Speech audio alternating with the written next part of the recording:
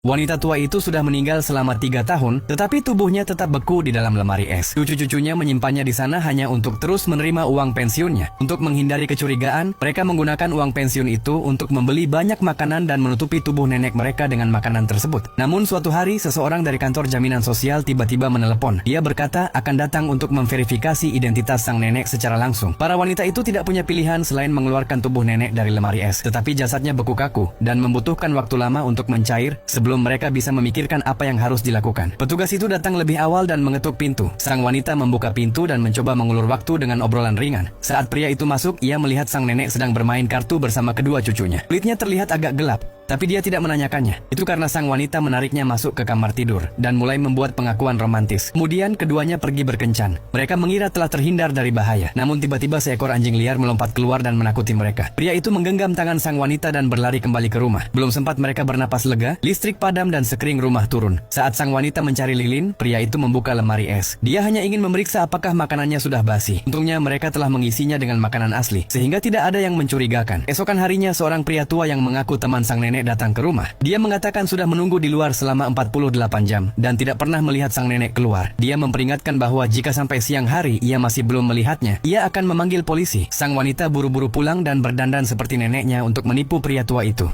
Untungnya penglihatan pria itu buruk. Setelah beberapa percakapan yang membingungkan, kakak tertua berhasil mengusirnya. Kemudian bel pintu berbunyi lagi. Ia mengira itu pria tua yang sama dan bersiap untuk memarahinya. Namun saat membuka pintu, ternyata itu pria dari kemarin. Ia panik, menutup pintu dengan cepat dan segera melepas penyamarannya. Lalu dia kembali menggunakan kecantikannya untuk mengalihkan perhatian pria itu. Begitu banyak kejadian nyaris ketahuan membuat ketiga bersaudari itu sadar bahwa lemari es tidak lagi aman. Mereka memutuskan untuk memindahkan tubuh nenek. Namun saat berkendara mereka lupa soal nenek dan terus melaju kencang. Ketika melewati polisi tidur, kursi roda terlempar keluar dari van dengan nenek masih di atasnya. Tepat saat itu polisi menghentikan mereka karena melaju terlalu cepat. Para wanita itu takut jasad nenek akan ditemukan. Namun saat memeriksa bagian belakang van, nenek sudah tidak ada. Mereka mencari kemana-mana tetapi tidak menemukan apa-apa. Dengan putus asa mereka pulang, hanya untuk melihat sang nenek berbaring tenang di atas tempat tidur. Sang wanita hampir berteriak ketika pria itu tiba-tiba menutup mulutnya. Dia telah menemukan tubuh nenek secara tidak sengaja. Namun karena tidak ingin kehilangan pacarnya, dia diam-diam membawa nenek kembali. Dia mencoba meyakinkan sang wanita untuk mengadakan pemakaman yang layak, tetapi wanita itu menolak. Dia ingin terus membekukan neneknya agar mereka bisa terus menikmati uang pensiunnya yang tiada habisnya.